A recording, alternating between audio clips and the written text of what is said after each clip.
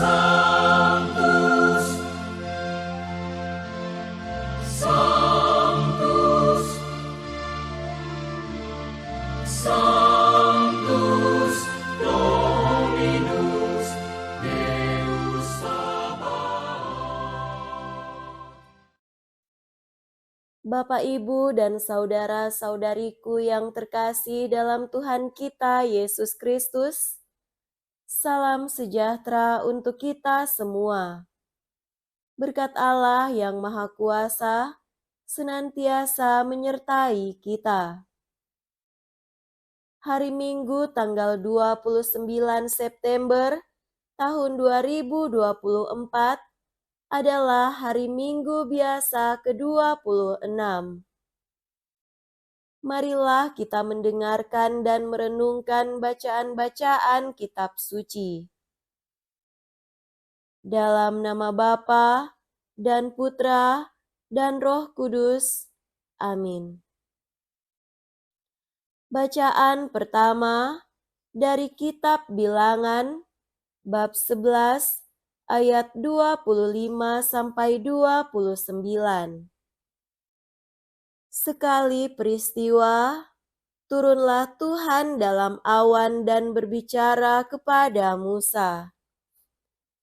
Kemudian diambilnya sebagian dari roh yang ada pada Musa dan ditaruhnya atas ke-70 tua-tua Israel. Ketika roh itu hinggap pada mereka, penuhlah mereka dengan roh seperti nabi, tetapi sesudah itu tidak lagi. Pada waktu itu, masih ada 2 orang tinggal di perkemahan. Yang seorang bernama Eldad, yang lain bernama Medad. Mereka itu termasuk orang-orang yang dicatat, tetapi mereka tidak turut pergi ke kemah perjanjian. Ketika roh Allah hinggap pada mereka, penuhlah mereka itu dengan roh, seperti nabi di tempat perkemahan. Lalu berlarilah seorang muda memberitahukan kepada Musa, Eldad dan Medad penuh roh seperti nabi di tempat perkemahan. Maka menyahutlah Yosua bin Nun yang sejak mudanya menjadi abdi Musa, Tuanku Musa, cegahlah mereka. Tetapi Musa berkata kepadanya, apakah engkau begitu giat mendukung diriku? Ah, sekiranya seluruh umat Tuhan menjadi nabi, karena Tuhan memberikan roh-Nya kepada mereka. Demikianlah sabda Tuhan. Syukur kepada Allah.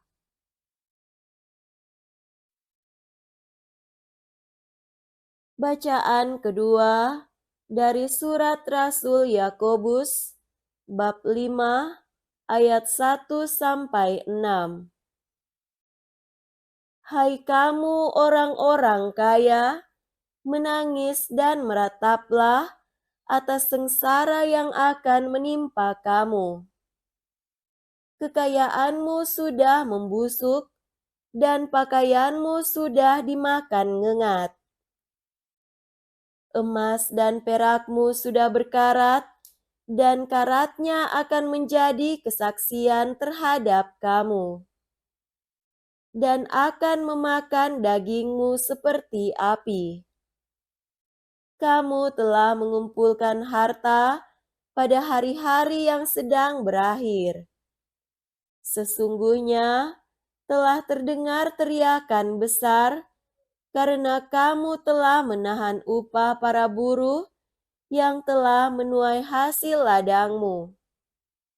Dan keluhan mereka yang menyabit panenmu telah sampai ke telinga Tuhan semesta alam. Kamu telah hidup dalam kemewahan dan berfoya-foya di bumi. Kamu telah memuaskan hatimu sama seperti pada hari penyembelihan.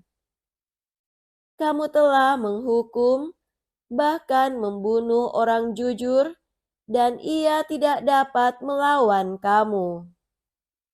Demikianlah sabda Tuhan. Syukur kepada Allah.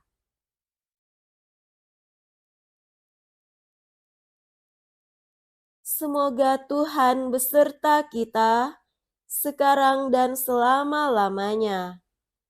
Inilah Injil suci menurut Santo Markus. Dimuliakanlah Tuhan. Injil Markus bab 9 ayat 38 sampai 43 dilanjutkan dengan ayat 45, ayat 47 sampai 48. Pada suatu hari, Yohanes berkata kepada Yesus, "Guru, kami melihat seseorang yang bukan pengikut kita mengusir setan dalam namamu. Lalu kami cegah dia karena dia bukan pengikut kita." Tetapi Yesus berkata, "Jangan kamu cegah dia, sebab tidak seorang pun yang telah mengadakan mujizat dalam namaku dapat seketika itu juga mengumpat aku. Siapa saja yang tidak melawan kita, ia ada di pihak kita. Sesungguhnya, aku berkata kepadamu, siapa saja yang memberi kamu minum secangkir air, oleh karena kamu adalah pengikut Kristus, ia tidak akan kehilangan upahnya. Siapa saja yang menyebabkan salah satu dari anak-anak kecil yang percaya kepadaku ini berbuat dosa, lebih baik baginya jika sebuah batu giling diikatkan pada lehernya, lalu ia dibuang ke dalam laut. Jika tanganmu menyebabkan engkau berbuat dosa, penggalah, karena lebih baik engkau masuk ke dalam hidup dengan tangan buntung, daripada dengan utuh kedua tanganmu dibuang ke dalam neraka, ke dalam api yang tak terpadamkan. Jika kakimu menyebabkan engkau berbuat dosa, penggalah, karena lebih baik engkau masuk ke dalam hidup dengan timpang, daripada dengan utuh kedua kakimu dicampakkan ke dalam neraka. Jika matamu menyebabkan engkau berbuat dosa, cungkilah, karena lebih baik bagimu masuk ke dalam kerajaan Allah dengan bermata satu daripada dengan bermata dua dicampakkan ke dalam neraka, di mana ulat-ulatnya tidak mati dan api tidak terpadamkan. Demikianlah sabda Tuhan. Terpujilah Kristus.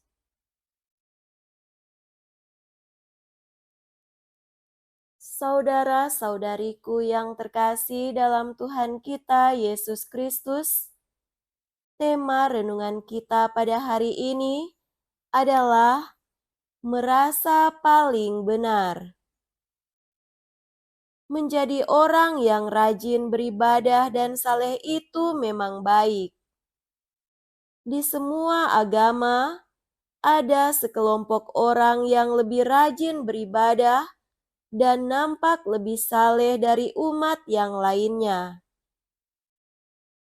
Namun bahaya terselubung dari orang-orang yang rajin beribadah dan saleh itu adalah suatu kesombongan rohani. Tanpa disadari orang-orang seperti itu, barangkali mereka itu adalah diri kita sendiri juga, jatuh dalam suatu kesombongan rohani terselubung yang tidak kita sadari namun bisa nampak dalam sikap kita yang merasa diri lebih baik dan lebih benar dari orang-orang lain.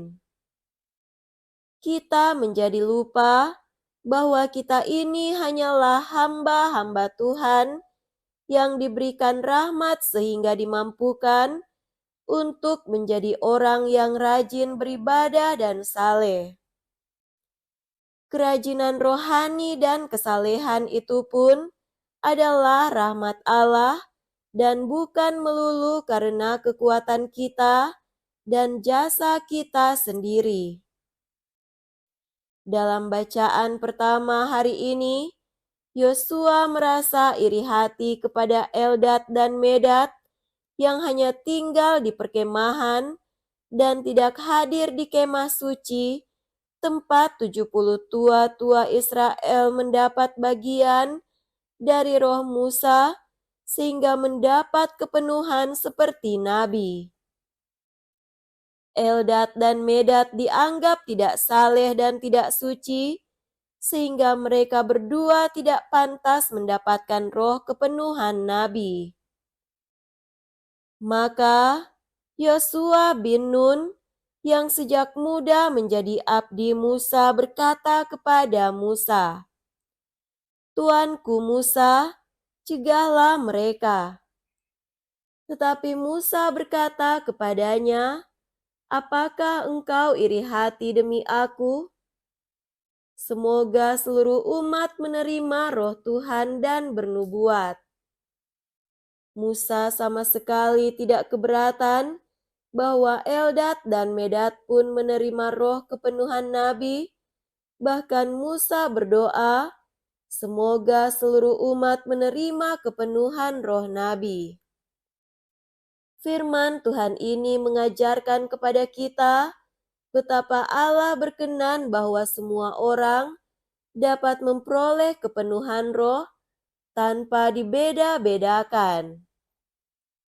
Betapa baiknya Tuhan itu dan berlimpah kasih setianya.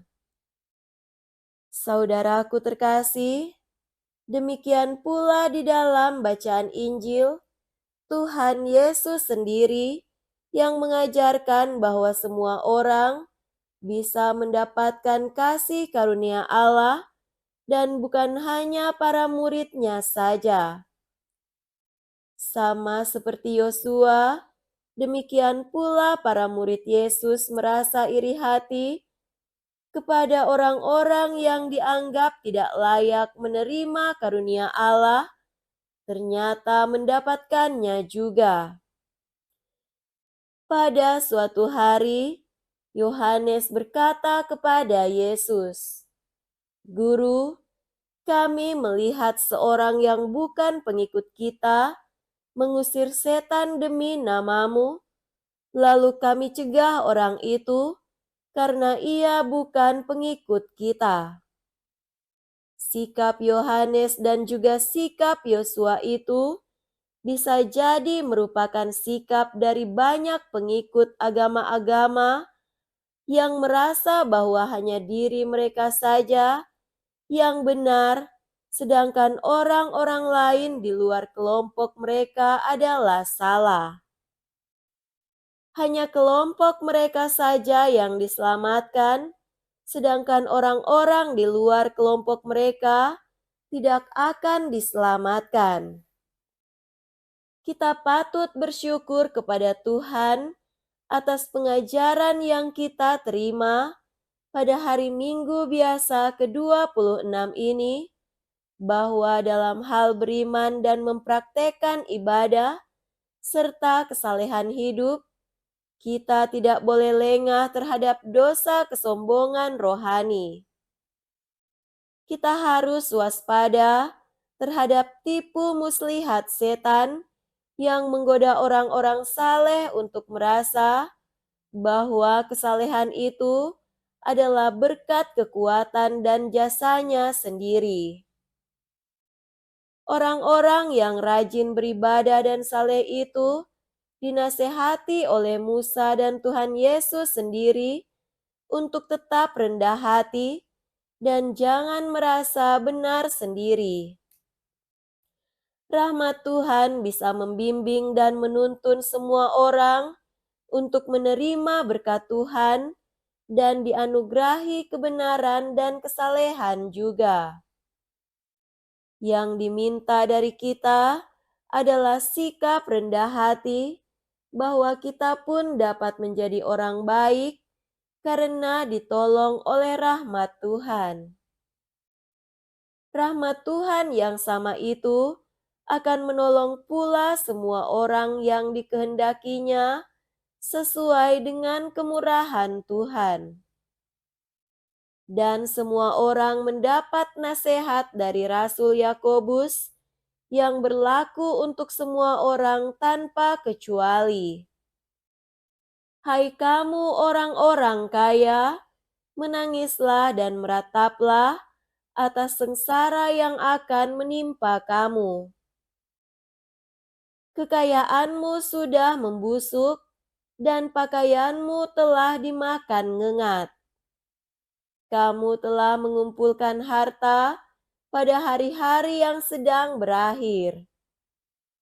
Inilah nasihat bijaksana dari Rasul Yakobus yang dipenuhi dengan Roh Kudus.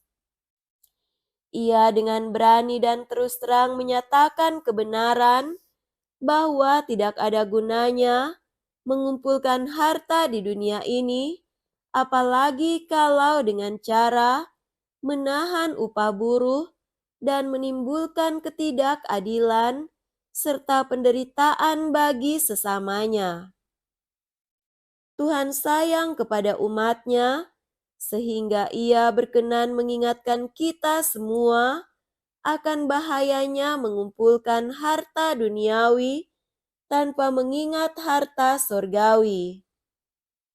Bahayanya adalah orang-orang merasa benar sendiri dan menganggap orang-orang lain yang tidak termasuk kelompoknya adalah tidak benar dan tidak bisa diselamatkan. Semoga Tuhan menolong kita untuk membebaskan dari dosa kesombongan dan dosa ketamakan itu. Amin. Dalam nama Bapa dan Putra dan Roh Kudus. Amin.